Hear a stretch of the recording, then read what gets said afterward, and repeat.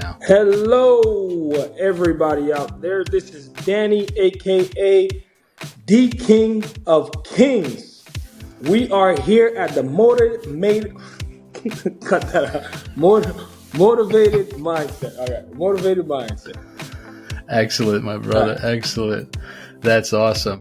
Well, hello, everybody, and welcome into another installment, yes, another episode of the Motivated Mindset Podcast. I'm your host, Bobby Stein, and I hope that wherever you're watching or listening, that you're doing absolutely amazing. And today, we're going to learn what motivates the mindset of a longtime friend of mine he's actually the living and breathing embodiment of fun, energy, and charisma. He's a family man. He's a full-time personal trainer, former bodybuilder, although he still looks the part. He's a man of faith, and he leaves a positive impression on everyone he encounters. So without further delay, let's welcome into the show my handsome friend, Danny Mesidor. And thanks for listening. Danny, how are you, brother? I am awesome. I cannot complain, Bobby. It's good to be on your show. Always wanted to be on the show, and it's been a long time coming, brother. And we're finally here. Absolutely. Happy New Year, man. How was your holidays? Did you guys celebrate? Nah, not really. You know what? Just happy to be alive, healthy. Kids are healthy, and can't complain, brother. Everything else is a bonus. It sure is, man. You got that right. You know, I was watching one of your posts over on Instagram. Your folks, you can find Danny over on Instagram. I'm going to leave the links in the notes, but it was quite fascinating. Ronaldo, El Nasir, tell me about that. What's going on with him, the soccer It, player? you know what's amazing about being great at something? Um, your value's priceless. And a guy like Ronaldo being one of the top in his field, at his age to still be doing what he's doing Mm. and still to be compensated for the kind of money he's been compensated is unreal. What was it, Dan? His contract's being renewed until 2026 with the Saudis, and they're willing to pay him $3 million a week. $3 million a week. Get out of town. Insane, man. So I think equivalent to $220 million until 2026. Yeah, I think I read Insane. something. It was over $500,000 a day. I mean, Insane. Insane. I mean, he's worth every penny. When you're that A1 in your field, why not? And if these guys have the money to pay for it, hey, so be it. hey, my brother, you know what we could do? We could take his per minute, salary, whack it up, and feed the family for a month. You know, I was thinking about that friend of mine, we were at the gym when we were thinking about the people over in California. Yeah, And it's crazy how yeah, we live in the most powerful country in the world. Well, soon to be, once we got a new coming up. But to think that this gentleman is, listen, this is not counting his pockets, $3 million a week, not and counting his our pockets. government Yeah, is giving these folks homes $750 one-time payment for practically being homeless. it's a Just wrap crime. your just wrap your head around that just for a second. It's virtually impossible to wrap my head around that, Dan. And You know, I try to avoid those rabbit holes, but my heart and you got to have empathy and compassion, and that's just a slap in the face. It's such an insult, and I think if I'm not mistaken, a lot of these pros, right, like Ronaldo, they're very gracious and they're benevolent. They give to people like this, and hopefully those folks on the West Coast are coming to a speedy recovery. But yeah, it's insane. It's crazy. The money, though. Oh my goodness, insane. absolutely, absolutely nuts. Absolutely nuts. Well, Dan, I've been knowing you I think I met you when my wife and I came down to do a fitness equipment installation in East Naples, Florida. And that was about 16, 17 years ago. You were a young man, Yeah. brash as ever, and looking svelte like you still are. And I said, honey, check that guy out, man. And we started to talk, and we went through some things together. And lo and behold, we're still here today. You're still in the fitness game. God is good, man. We're both still here, healthy, and still. Yeah. my thing is with fitness, it's always been in me. I come up playing sports. You name it, I've done it from karate to football to basketball. Got into bodybuilding. My real job was in corrections. I worked at juvenile corrections for quite a while, but fitness was just a part-time thing.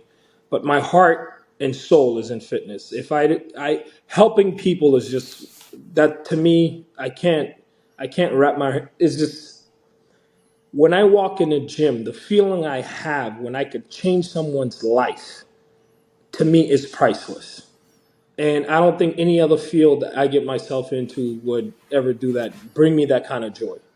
Well, you're cut out for it, and your personality lends itself to that. And I've seen some of the transformations, and it's so gratifying. Where were you? Are you from the States originally? Born in Nassau, Bahamas, moved here in 93, 94. How old Lived were with you, my, Dan? I want to say I was like 13, 14 when Okay. we moved to Miami. Right. And went to school. My schooling was in Miami before we moved over to Naples in 2002. Okay. And right when I graduated, before I got into, I went over to FHP school up north, stayed in Naples for about 3 years.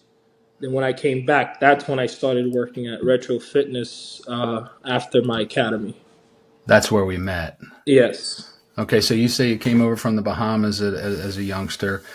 Did you participate in athletics through the school system here? Yes. So came from Bahamas, ran track and field. We had a couple of sports that we didn't have here in the States. We had paddleboard. I don't think they had it here when I first came down to Miami. And then we played a sport called cricket. A lot of people don't know a lot about it. It's kind of like baseball, but with a paddle. Played that, and then when I came over to Miami, that's when I found out what football was. Never heard of it, Is you that know. right? And when I joined football, I just saw all the football players had girls, and all the girls looked. So I was like, you know what, I like this. Let me play this sport. Sign me up. Sign me up. Well, you're You're a young, natural. Yeah, but you're you're a a young natural. guy. Yeah. Coming from the States, I was like an outcast. I had a very heavy accent, and so I was kind of like standoffish towards the other kids. I don't know if they're gonna make fun of me because of my accent. But then when I got into sports and everybody saw that I was good at it, then it became like, okay, he's one of us, just from a different place. And Yeah, that leveled the playing field. yeah, Your so your abilities transcended any language barriers or kids poking fun exactly, at you. Yeah. exactly. Sports has a unique way of doing that. I mean, just take, for example, the Olympics that we experienced over in France, Paris. It's just so many cultures come together and they're all competing in a similar or the same event or events. And it's really a unique, sports is unifying for sure. Oh man, different language. I mean, I'm sitting there in some of the events. I'm like, how is the referee? There's 15 Right. different Yeah. countries. What, are you speaking English? Like, how you? I Yeah. just sometimes I don't get it. I don't understand how you I are know. talking to these people, but How do they somehow they get it navigate? done. They navigate that they're Yeah. incredibly talented like that. But so you go on and you're going through your high school years. You're competing in sports and you're excelling. Football is your game. Yes, You're excelling in football's the football. game. But it got to a point where, and kids out there that's listening, it's not a peer pressure thing. It's just you trying to fit in type of thing. So I had an older cousin of mine that kind of was a little knucklehead, and somehow, some way, I found myself following his footsteps in Miami. And from sports, now I got myself into the street life. And then that's why I kind of like went from a sports guy to doing some of the dumb stuff that till this day I regret. But I think I don't regret anything. I guess that's what made me the person that I am today. So you gotta kind of like fall down in order to get back up. Well, I think you have an appreciation now for what the quote unquote good life is, and you can share that with the kids and impart your work ethic and hey, here's the pitfalls, guys. I've been there. I've done it. You're looking up to me. I'm a role model, right? You consider me that. Well, guess what? I'm not all that, because here's where I was. And if it wasn't for the grace of God and my work ethic and, sensibilities and family, so you turned it. That's amazing, man. 100%. And I'll tell you what, it also too, sometimes you got to see the path that you're going and you're like, you know what? This is not how my parents raised me. This is not for me. So you're looking at a kid that your parents migrated from the Bahamas to the United States to give you a better life. And this is the road I'm choosing. So it took me about a year and a half, but like, dude, you're going down the wrong path. So I had to shake it off and, I got back on the center stage, and everything was, and that's where I kind of found weightlifting, bodybuilding. To be honest with you, Where were you at the high school in the gym, or how'd that come about? high school. So when kind of got kicked out of football, a buddy of mine, till this day, Roshni, and senior in high school, and this kid was just yoked, like middle linebacker, just like Stacked, he's not a stacked. very good player, but he was built like a brick house. And Yeah, I'm like, dude, what are you doing? He's like, well, I'm getting ready for a competition. I'm like, What do you mean? What do you mean competition? It's like, well, I do bodybuilding. I'm like, bodybuilding. He's like, well, yeah, I like you train your upper body, blah blah blah. So we went over some stuff, and then that's when he kind of told me about it. So I was like, I kind of blew it off, but I'm like, can I just work out with you? And then that's when I found out, muscle groups, because back then it's squat, deadlift, clean, jerk, the three, and four. everybody Yeah, and yeah. everyone wants a nice set of biceps, and you do curls every day of the week. You're young, you recover fast. All you need is sleep, food, and recover, right? Period. But getting it, learning the body, and learning to see how if I do this type of exercise, I can get my pecs bigger. I can get my upper pecs. I can get my traps. And that's when I found a love for actual bodybuilding, quote unquote. So completely get that. By the way, I mean, you take a look around as a youngster and you're going, huh? And I know that you're a big student of the game of bodybuilding, and we've shared some stories. Who were some of back in the day, as it were? Who were you looking at and emulating yourself after from the magazines? What were some of the big stars? Who'd you love Oh, and man. why?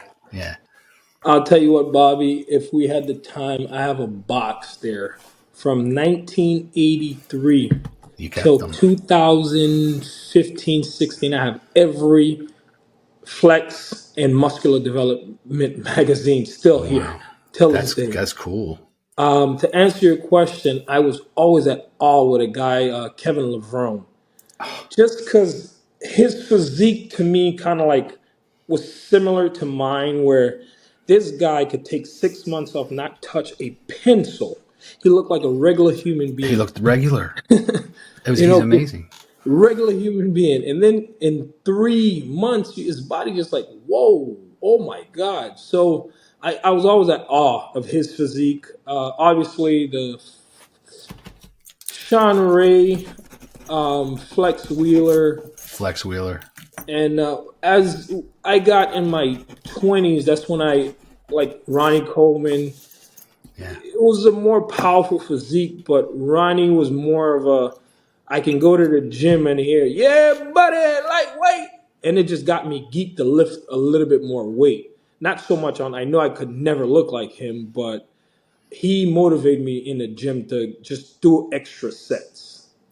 He was not only one of the biggest specimens, but he was one of the strongest. In fact, he's dealing with a lot of issues as a result later in life. But yeah, what was that guy Kevin Levrone? What was the Maryland Muscle Machine. Maryland Muscle Machine? He was Yeah. a musician, and Musician, quite yes. quite the showman. One of my all time favorites, by the way.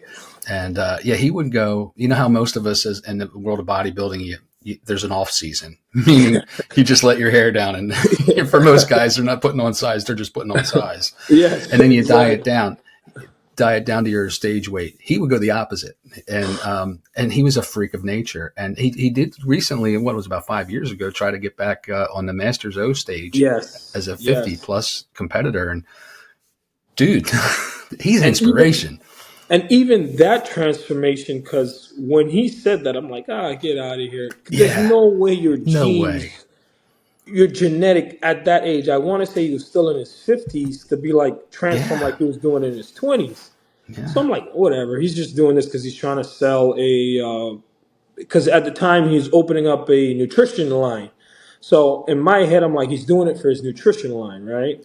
right. So I'm like, okay, whatever. And then a month, 2 months, all of a sudden, his shoulders, biceps. I'm like, The shoulders are at popping. 50 years old, he still can do that. To me, Yeah, he was a winner in my eyes on that stage. big time. Love those guys. I come from a little different era. I got 20 years your senior, and I remember, of course, Arnold and Franco and Casey Viator. And Frank Zane was a huge one Like because saying, I kind of yes, have that smaller frame, and yeah, but yeah, I think it's so important for us as in any endeavor in terms of sports or life, to have that role model that just that individual that can pick you up. Speaking of bodybuilders, who was that? Mike O'Hearn, Michael Hearn, a mutual yes, friend of ours, Derek Fay at the gym, yes. sat down and had a conversation with him. That must have been pretty cool. I can't wait to check it out. I watched it and Oh, I did you? asked, and yes, sir, and I asked Derek a few questions, just like because this one guy I would love to meet is Michael Hearn. Like, Yeah, how he's another freak, an freak of ageless nature, freak. how like he still looked like that from 20 years ago. Not to mention, he still can lift the same weights he was doing 20 years ago. He's got that grandfather strength. It's one thing to build muscle, and it's one thing I'm teaching the kids in the gym. Also, the kids on football. Hmm. You can train your muscles, but your joints is one thing. When you go in the gym and you think that you're going to beat the gym, no, no, no, no. Leave the ego, train the muscle, contract the muscle, and stop trying to lift up the whole entire gym. Guys like Michael Hearn, when I watch him over these years, he is so precise on every position he puts his elbow, his thumb. Specimen. Yeah, he is. And I think that's the reason why he's never been injured that I know of. And he still can do 4 or 5 on the incline because Unreal. everything is about technique, Yeah. because a lot of times these kids is like, oh, I bet I can do 4 or 5. I'm like, so why would you bet me if you know you can do it? Don't bet me. How about let me see you do 315 with perfect form and actually activate the chest, not activate your ego. You know, that's what it's about. It's called body building. You might not be a competitor on stage, but the minute we walk through that gym, we are building our physiques because you Yeah. want to get from point A to point B. Either if it's strength, if it's powerlifting, you're building your physique no matter what. You're not a competitor, but you are a bodybuilder because we're all in there for the same thing to get better. But why not do it the safe way? Do it the safe way. It's going to give you that longevity. And, Lord willing, when we make it to an older age, we want to have a quality of life. We don't want to be walking around with blown out rotator cuffs and, bursitis in the elbows. And yeah, it's pretty crazy. It's pretty crazy. Going back to mentioning Ronnie, it hurts me. It Yeah, pains me. I It know. he was on a podcast the other day, and I honestly, Ronnie's one of the guys I always watched Oh, when I was coming up. I can't watch it because it hurts me to see that. yeah. It Yeah. pains me to see that. Well, you mentioned about going into the gym to work on your physique and building as a bodybuilder, doing just that, right? Aesthetics and looking to improve and sculpt and things of that nature. What do you find the gym does for your headspace, your mindset, your attitude? The gym is my What's better? therapy.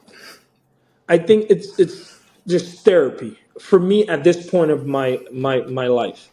In my 20s, the gym was a place for me to be like, I can get bigger pecs, I can get bigger arms, blah, blah, blah. It's also therapeutic back then as well. But But yeah, today, the minute I touch the weight, it's like I'm talking to a therapist. And everything is zoned out.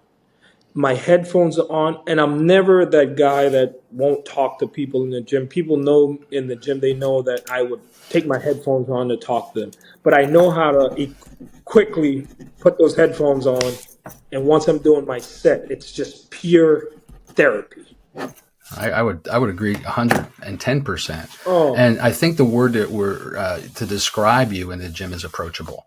You do zone out, and when you see a man of your ilk and character and size and stamina and strength, you're going. It could be intimidating, but you yes. disarm folks from the very start. You engage them. You get to know them. You you have this unique quality about making everybody feel as though they are the only person in your field of vision.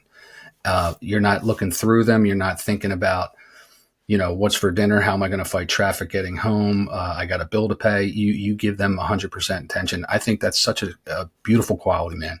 Thank you, Bobby. And you know what? I'm gonna bring that back to when I said that when I first came here to America, how I felt different because of my accent. From the time I got into quote unquote weightlifting or whatever, my dad got me a gym membership. We lived in 6th Avenue in North Miami. And my father got me this gym membership, and we walked in a gym. My dad is not a weightlifter. He works with his hands. He does drywall, sheet wall, and stuff like that. Good built, good genetics. I got my genetics from him, but just not a weightlifter, right? Right. So he got me the gym membership, and I walk inside this gym. Bobby, these dudes were so huge.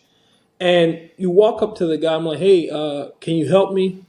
These guys were so arrogant, cocky, disrespectful. Big heads. Yeah. It's just, and that gives the stigma of a lot of people that don't know. It's like, you know what? All these meatheads are just a bunch of roid heads, and they're mean. And I told myself, if I ever get to be one of the big guys, I would never in my life be like these guys. And till this day, at 40 years old, I live by that. That's right, folks. My wife and I were at a fitness convention, I want to say in either Los Angeles or Chicago, and we met up with Phil Heath, and he was probably on his second or third Mr. Olympia, and he was approachable. He came up, and I said, we were just having some small tea, made a time for us. And he said, it's so funny. He said, this industry that we're in, bodybuilding, is such an incestuous, small, niche thing by comparison to all the four major sports. He said, what are you going to do? Are you going to bellyache about the fact that you can't have a piece of pizza? You're eating 6 ounces of chicken 5 times a day. And he says, no, he says, I'm going to give back to the community. And you exhibit that same behavior, and good for your father too. I mean, to take you in and set that example and get you off on that foot, It's like, first and foremost, and it's one of those things where if you're a big guy, no matter where you go, you're going to stand out like a sore thumb, right?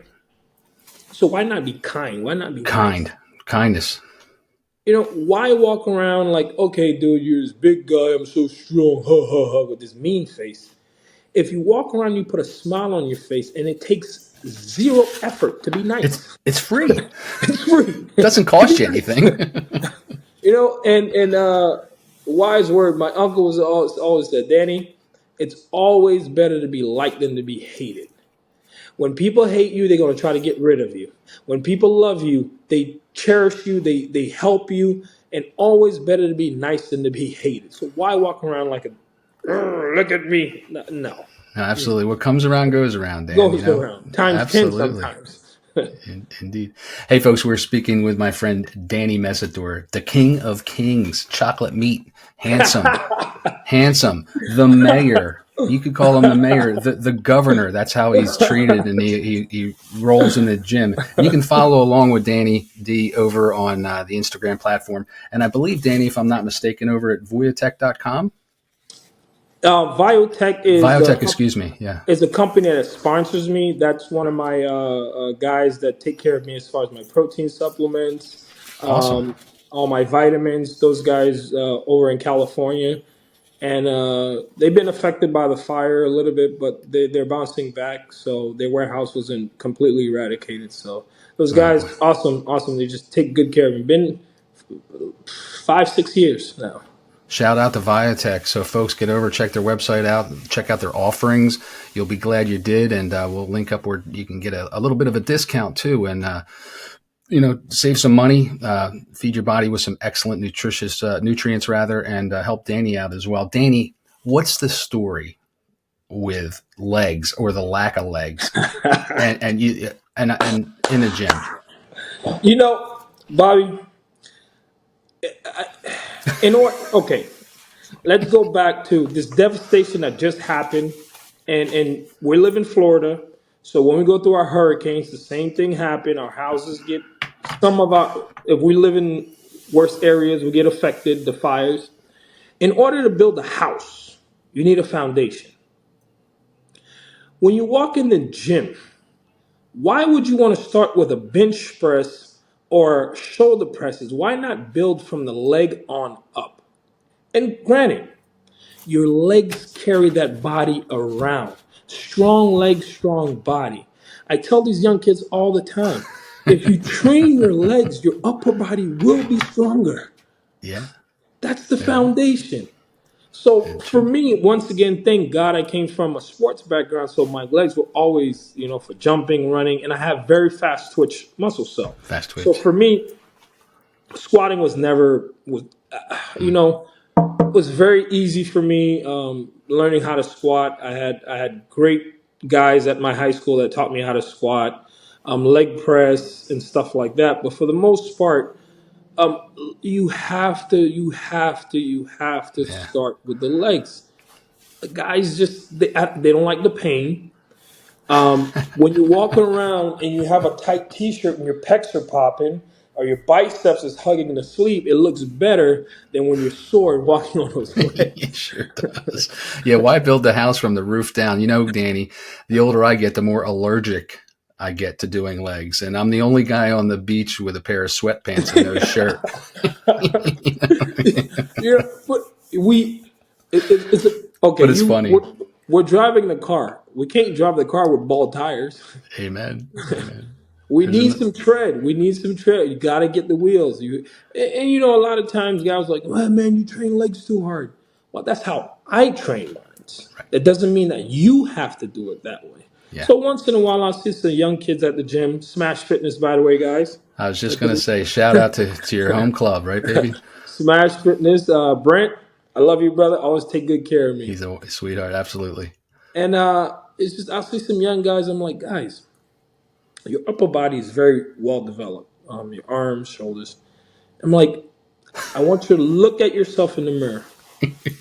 Where do you see your weakness? Oh, my chest could be bigger. You don't. Wrong answer. That's You not what don't I'm think. looking for. You don't think those legs that's carrying that big old chest needs to be stronger?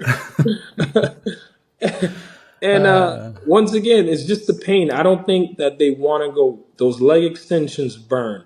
When you're doing time and attention on the leg presses, it burns. So it's like the first day you do it, you got to learn how to overcome that pain threshold. The guys, and also too, they're looking for quick results, right? So you Oh, train legs for a week, they don't get bigger. All of a sudden, they go back to doing upper body Monday through Saturday. And you ask the kid, when are you going to do legs? And he says, Sunday. And I'm like, I thought Sunday was your day off. He's like, yeah, I'm going for a walk. the only reason I asked you is I know that's a sticking point with you, and being old school and following the some of the names that you mentioned earlier, who are all giants from the waist down. I knew that what you post some funny stuff like that. Get over and check out Danny over there. Yeah, Smash Fitness is our home club you mentioned earlier, and Yes. you and I had been working out at that club prior to Brent's ownership for years and years. And Brent came in and really made an investment in the club and the people and the staff. He's always looking to upgrade and improve, and he's ventured out. He's got a keen business mind. So he's moved on out to Fort Myers, the Gateway Club. He's got Lehigh coming online, and a couple Golden more Gate. clubs down in Golden Gate just opened up. So Yes. it's really fun to watch a success story like that. And people And gravitate to that. It's very rare you find an owner that takes time in Yeah. asking. I don't want to say just your average Joe, but he'll pull me aside. Hey, Danny, what do you think about this piece? Or what do you think about Yes, that piece? exactly. Owners don't do that. A lot of owners don't do that, because they're very egotistical. It's like this is my club. I do it how I want, and this is Not why this I guy. love Brent.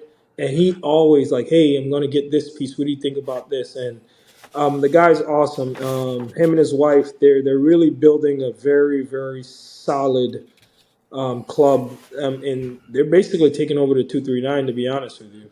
And they're fostering community. You look at the young guys up, and I refer to staff. I mean, he gets these fellas and gals on board, and they buy into the whole program, and it's Yes. almost like a culture whereby you walk in, and I don't know if you remember the show Cheers on Yes. Yes. TV. Yes. Norm would walk in, and everybody would say Norm. Everybody knows your name, and Yes. it really fosters that camaraderie. It's just one of the highlights of my day during the week, when I get over there. So, And the thing is too, like walking into establishment when people acknowledge you the minute you walk through the door makes you feel at home. oh, exactly. It's a really unique. You don't find that. That's a rare thing, man. Oh, We're they, fortunate. We are fortunate. they have a young manager, Gabe, and Gabe Gabe, Grow. Gabe Grow. this gentleman here, you walk in. Sometimes he sees you coming in the parking lot. He walks from behind the counter to open the door for you. He's like, "I needed some energy in here. Let's go!" Like he's awesome. Gabe, I mean, he couldn't be. That's one of the best managers I've ever seen at a club. Seriously. Well, he comes from a military background, and he's got such a leadership quality to him, Yes. and it rubs off on all his coworkers and his peers, his subordinates. He's the real deal, and Yes, sir. I'm pleased to be a part of that. I'm pleased that you and I still get to hook up there once in a while. It's pretty cool. Yes. Yes. So, what do you say to folks when they say they're too busy to train? I I'm too say, busy. I'd like to get in shape, but I'm too busy. I say, when you're in that hospital bed and you're sitting there, and a doctor says you have X, Y, Z's wrong with you, what would you tell yourself? Right. There's 24 hours in a day, and I'm going to quote and steal this from the great Arnold Schwarzenegger. If you have 24 hours, sleep faster, wake up an hour early, you know your schedule. And you know what? There's no excuses. There's 24-hour gyms everywhere. Gyms are Yeah. open at 5 o'clock in the morning. Gyms close later. They have showers in the gym. They even provide food at the gym in 2025. Yes, they So if do. you really want to do it, you'll make it happen. It's Yeah. just the thing that kills me is when they're in a hospital bed, shoulda, coulda, woulda. Do it now. There's no excuses. Yeah, I agree. I definitely think that it's just it helps. We all may have an expert. We all have an expiration date, right? But That's a fact. how do you want to spend those years? It's the quality of life, and I think making the investment in fitness, you really enrich your experience here on the planet. You know what I mean? And So what's crazy too is we all have an expiration date, and some of us speeds ours up based on the quality of life. If I exactly. go out and I'm in a car and my car says 150 miles per hour, the speed limit is 45, and I'm doing 75 in a 45, I'm trying to speed up my expiration date. It takes one mistake. Listen, at the end of the day, when it's your time, it's your time. But I'm not looking to do anything foolish to speed my expiration date. When you know your health is in jeopardy, you got blood sugar level. Nowadays, I hear people like, I'm going to take Ozempic. Okay, Ozempic for what? You're only 40 pounds overweight. But if I take it, I'm going to lose weight in 3 months. Oh, And these are the things you're hearing in 2025 because no one wants to put in the work in the gym anymore. You walk in a gym, say if you don't know what you're doing, you walk in, you ask someone, hey, how do you use this machine? And that's the beautiful thing about Smash Fitness is young guys walking back and forth and they're willing to help you. And number two, cardio. You don't even have to join the gym. You can just go for a walk at the park. But if you really want to do it, you'll make it happen. It's just some people just don't have that mental fortitude to be like, you know what? Today's Yeah. the day. No questions. I'm going to do this. And that's the Yeah. mindset you got to have. I totally agree with you. Speaking of cardio, you are a fiend. I've come in when on my scheduled quote unquote shift, and I'll see over in the corner like religious, like you're over there going through 2 or 3 t-shirts on the step mill. But Why you do you know do? what? Yeah, tell me. But you know what? Maybe it's because my mental. I can do an hour of working out. I sweat, high intensity. Mm-hmm. If I don't do the cardio, I feel like the workout never happened. I know, right? It's not complete. It's not complete. I agree. So a lot of times, like, hey, why you have to do cardio? It's like, granted, yes, I have to do it, but at the same time, it's for my mental. And I'm like, you know what? This is checked. I'm done. And also, too, listen, I walk around 6'1", 255, 260 pounds. I also need a strong heart. Yeah, So the weightlifting makes my body strong, but the cardio right. is going to strengthen my heart and my cardiovascular endurance. So that's, to me, that's one of the main reasons besides my mental psyche. These youngsters today, and it was even in my day, but it wasn't as prevalent because we didn't have social media. And now, of course, we have AI coming on board, right? But Yeah. I remember, reading the magazines even before, well, the Flex and all Joe Weider's stuff, and with the big names and all, was protein and protein and protein. Yeah. The youngsters now want a shortcut with gear, steroids and Oh, stuff like that. I've been approached, and they'll say before they even get the fundamentals of the dynamics and like you talk about, they want to jump into some chemical. And what do you come away with that mindset? and you know what's crazy? Well, this era, I would say in the past 10 years, it's gotten worse. Why? Social media, influencers, Yeah. YouTubers, Hmm. you know, Excuse me. and I always say, number one, you can't buy genetics. Okay, I don't care how much money you have, you can't buy the genetics. Okay, unless you go breeding, you find a woman with sick genetics and you breed, and then your child might have somewhat sort of a genetic, right? No one wants to put in the hard work. Yeah. So if you tell a young guy, he comes to me, he's 200 pounds, medium physique. Hey, Danny, I want to get this, and that bigger. I'm like, well, I'm going to change your diet. We're going to train a little bit harder, a little bit more compound lifts. And it's going to be one day where we basically do cardio abs and tell you within 6 months to 7 months, you might see some changes That's depending too on long. how serious you take it. Oh, no, man, I'm really That's trying to too get long. swole. I'm like, so what were you thinking? Well, I want to get on test, Anavar. And I'm like, how old are you? 19. I said, dude, you haven't even built a foundation. You At tapped into your your natural, yeah, at your age, your testosterone's flowing. You should through the look roof. at something your peepee's through the roof. Like, what Right. is wrong with you? Yeah. But once again, Bobby, you and I cannot tell those young kids nothing because they believe that gentleman on social media, that influencer that's telling them it's Yeah. okay. Just the other day, one of the young guys, I hear this name all the time. I thought it was just a saying, Trend Twins. And Right. and I'm like, Trend Twins, Trend Twins. And I'm not that old, I'm not that young, but I don't keep up with a lot of like YouTubers. But the kid's like, you don't know the Trend Twins? I'm like, no, who the hell are the Trend Twins? No, I It's didn't. like Yeah, it's they're real two people. I didn't twin, know that. like two twin brothers that just take Trend and they lift weights. And I'm like, so I go on YouTube, I type in Trend Twins. Bobby, these kids have millions of followers. They're about 5'2", 5 foot, pretty jack guys, but they make millions off of YouTube because they're telling kids to do exactly what we're telling them not to do. They're not going to listen to us. Right. We can give them all the guidance we want, and I'm telling these kids, I'm like, by the time you turn 25, Oh, if your testosterone level it comes even quite, you might not even have kids, but right. they can't think that far. Yeah. Short sighted. And the first thing for them is like, dude, the only side effect in their head is I'm going to get jacked. not kidney failure, not overgrown testicles. Right. The only thing they think is the side effect, the best side effect is I'm going to get jacked. But I'm Yeah. like, you know what? There's nothing I can say. So sometimes you got to go through the fire to get burned. Yeah, it's short sighted. What benefit a man he gains the whole world and loses his soul? What benefit a kid if he gets, super swole and he loses his liver It, it, at they age can't. 30?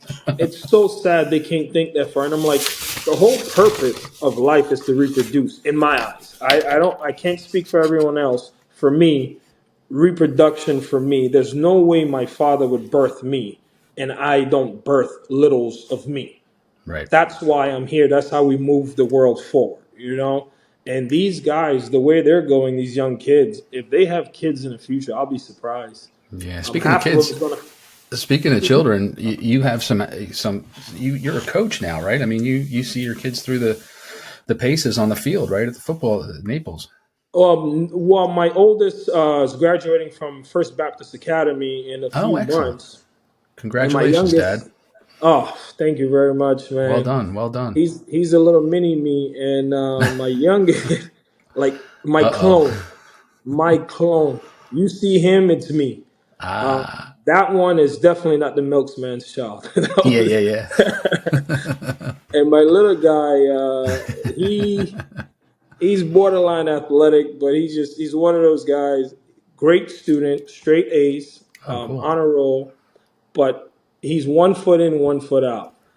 And I never want to be that dad to like push kids. So you got to do this. Hey, your Yeah. grades are okay. You want to play? I support you. You don't want to play, whatever you want. But the most important thing is those grades better stay right where they're at, or you're not gonna eat.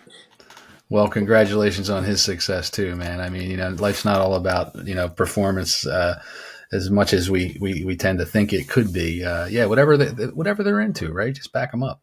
If you like water polo, I will be the best dad to support you in water polo. I don't care. But the most important thing is those grades better be up. That's key.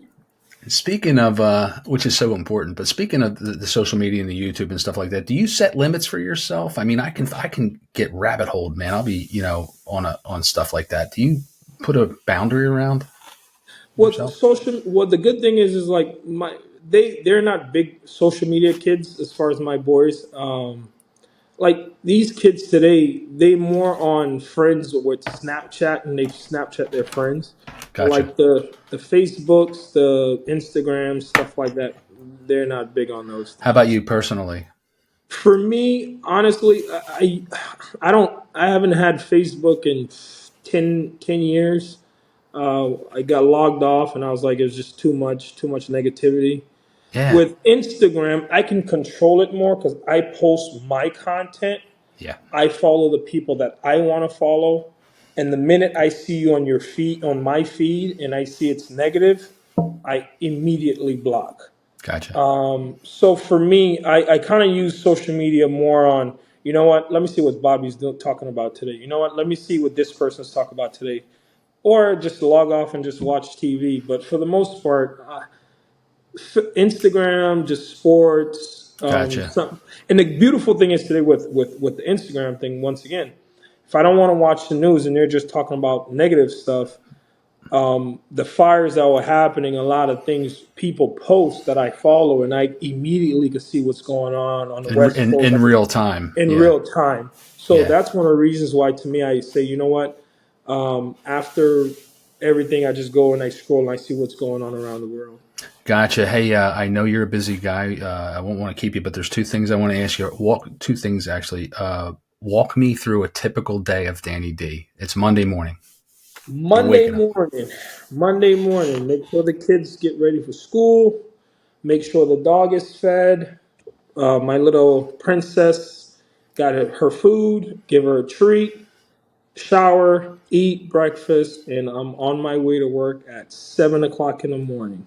I do private training only. For me, after doing this for 15, 20 years, I basically have the same 25 clients for the past 15 years. I like training elderly clients because they appreciate me more. So If I'm coaching a young guy and he says, Danny, I want to be a bodybuilder. The minute you give this kid your undivided attention and you start helping him, within that first competition, now he's a pro trainer slash coach. Well, that's not why I was helping you. I was helping you to see you succeed, not for you to now take what I was telling you was for your body and your body only, not for you to copy and paste to do it Not to leverage it into an empire. So Yeah. that's why for me, I like private training, and I'll train from 7 all the way to noon. Noon is my break. My break time, I go to the gym, work out. Once I work out, shower, eat, pick up the kids. Well, pick up my youngest son once he's done, and then I go right back to training. Usually have 2 clients in the afternoon. Hmm. Do that. If we don't have football, we got football, track, and just make sure the kids. So my day's sometimes not over until 9:30, 10 p.m. You're running hard. Yeah.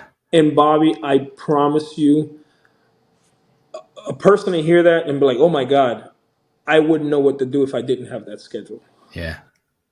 This Yeah. is what keeps me going. Well, it's the structure and it's the results that you see, and it keeps, it's funny. A lot of folks think that, I'm too tired to work out. And I think to myself, well, if you worked out, you wouldn't be too tired. I mean, it's like a conundrum. So I don't, Uh, that's why how you about probably have all that energy. ex- how about you try moving your body, then you see how less tired you are. And getting back to the Ozempic, and it's Oh, I mean, it's that ultimate shortcut. Watching the TV commercials is just, we get downloaded and programmed. That's why I just kind of got to stay away from that stuff. But you have to put in the time and you have to put in the effort. Now, Danny, you posted something, and we'll wrap up with this because I think it's important. You posted something that Jordan Peterson said. Popular speaker and scholar. If anybody has an opportunity, check out Jordan Peterson. please check them out. He's a really special guy. He said that just a few short hours after your funeral, that family would be sitting around drinking coffee and making plans for where to order food and drink. And he mentioned that a month later, 30 days later, your spouse will be on the TV watching a sitcom laughing. And that 100%. your kids will have to go back to work because they've run out of bereavement pay for their parent. What kind of legacy, Danny, do you want to instill and leave to not only the people that you come in contact with every day, but what kind of legacy, and also to your family and your children? I always say the word legacy you could break that down in so many terms. For me, my legacy, I was kind. I was willing to help no matter what. My phone was always open to friends and family. And at the end of the day, no matter what, I wake up and I enjoyed my life from time I wake up to the time I go to bed. I don't take nothing for granted. I try to put a smile on my face 24/7, 365. I could be Evidently. going through a divorce. I could be going through whatever. God forbid, my mom passes away. No one will ever know. Unless it's broadcasted, no one will ever know because my job is not to bring my problems to Bobby. When I run into Bobby, I want to ask how Bobby is, and I want to uplift everyone. I don't want to bring no type of negativity to nobody. My problems are my problems. I just want to live like, you know what? That guy, Danny, rest in peace, but he was always happy. He was always fun. And honestly, guys, I don't think I've ever seen that guy upset or mad. That's my goal. That's my goal. Wonderful. That's absolutely wonderful. I would expect nothing less. Well, That's my goal. there you have it, friends. We just caught a glimpse, more than a snapshot, into what motivates the mindset of my friend, the handsome one, Danny D, King of Kings. And Thank you, Danny, so much for sharing your time. I know you got people stacked up behind this interview, and even before. You're just so gracious with that time. It's valuable for you, and your legacy will resonate. You left the air behind you clean, and you always do. Thank you. You know what, Bobby? From day one, when you walked in that gym, been bros from day one. Until the day we both rest in peace, we're going to be bros in the afterlife as well. Thank you very much for having me on your podcast. And a podcast is called Motivated Mind. It's only right. There you have it. There you have it for my special guest, Danny Mesidor. I am your host, Bobby Stein, saying thanks for your eyeballs, thanks for your ear holes, and please, folks, take good care. Danny, my friend, you're the best. You're a rock star. Thank you. Thank you, brother. Love and peace.